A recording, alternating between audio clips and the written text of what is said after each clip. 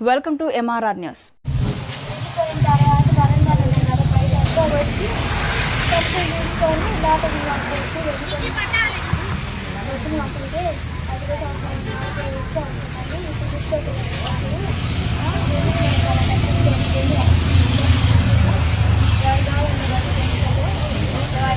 కూర్చొని నన్ను తిట్టి, నువ్వు ఇంట్లో వద్దు, బయటికి వెళ్ళిపో, మా ఇంట్లో నుండి వెళ్ళిపో, వద్దు, అసలు నువ్వు మా ఇంట్లో అవసరమే లేదు అని చెప్పి నన్ను వరండాలోకి రెక్కలు పట్టుకొని లాక్కొచ్చి వరండాలో ఇసిరేసిపోయింది.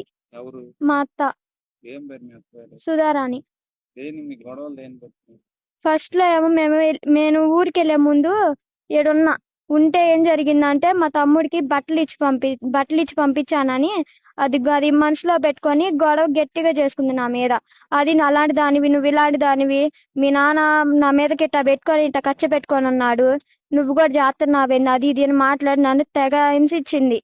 హింసిస్తే నువ్వెందుకు అట్టా మాట్లాడుతున్నావు, మా నాన్న నిన్నొక్క మాటేనా అన్నాడు, అసలుకి ఏం అనలేదు కదా అమ్మమ్మ, ఎందుకు నువ్వు అట్టా మాట్లాడతావు, దేనికి, నువ్వు ఇట్టా మాట్లాడటం కరెక్ట్ కాదు అని అన్నా. దానికి జుట్టు పట్టుకొని, కరెక్ట్ కాదా, నువ్వు నాకు చదువుతున్నావా, చెప్పేంత దాని పోయావా నువ్వు, అసలుకి నువ్వు అవసరమే లేదు, మా ఇంట్లో నుండి వెళ్ళిపోవానని బయటికి తోసింది. నేను పోనే ఇది నా ఇల్లు, నేను ఇక్కడే ఉంటానని చెప్పి 3 రోజులు అన్నం తినకుండా మెట్ల మీద కూర్చుంటే, ఇంట్లోకి రానిట్లేదు, మెట్ల మీద కూర్చుంటే డాబా ఎక్కి దూకి సస్తావా, అది ఇది అని మాట్లాడి మా వాళ్ళకి చెప్తుంది నా మీద చాడీలు చెప్పిన తర్వాత నేను సరేలే ఇట్లా అనుకుంటున్నాను, కిందకు వచ్చి కూర్చుంటేనేమో మా వాళ్ళు వచ్చారు. తర్వాత 4వ రోజు వస్తే కూర్చుంటే, నువ్వు అసలు ఎందుకు ఉన్నావు, వెళ్ళిపో, నువ్వు మా ఇంట్లో అవసరమే లేదు, లంజన్ అసలుకి ఎందుకే మా ఇంట్లోకి వచ్చింది, నువ్వు కట్నం డబ్బులు దమ్మంటే అప్పుడు తేలేదు, తీసుకొచ్చిన తర్వాత ఏమో నువ్వేం మాట్లాడుతుంటేనేమో మీ నాన్న అడగాల్సిన అడగట్లేదు, ఎందుకు ఇంకా నువ్వు ఉండేది, వెళ్ళిపో అని చెప్పి బయటికి గట్టిగా తోసింది. నన్ను ఎట్టా జుట్టు గట్టిగా పట్టుకొని ముందుకు తోసింది. ఉన్నారు.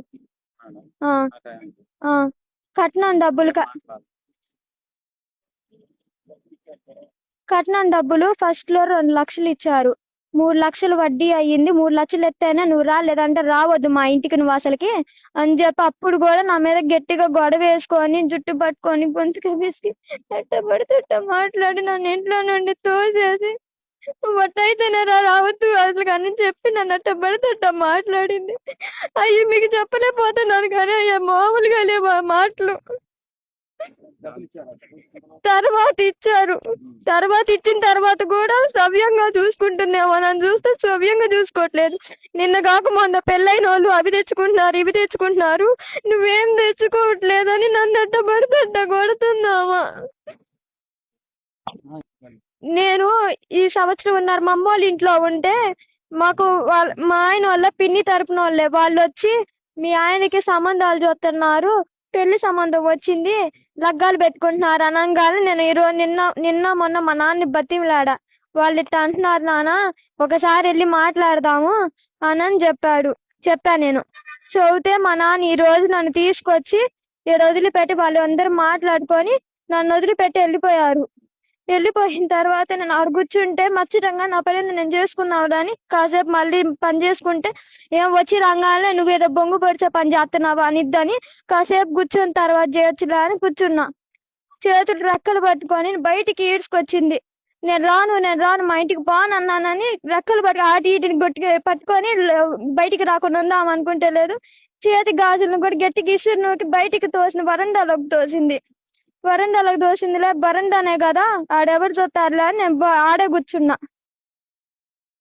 నెట్టిపోయారు. ఇంకా బయటికి మొత్తానికి తాళాలు వేసి నన్ను బయటికి తోసేసి వెళ్ళిపోయారు. నేను 4:30 దాకా ఉన్నాయి బయటే. పొద్దున బయటికి 10 అయింది అనుకుంటా. అప్పటిదాకా బయటే ఉన్నా.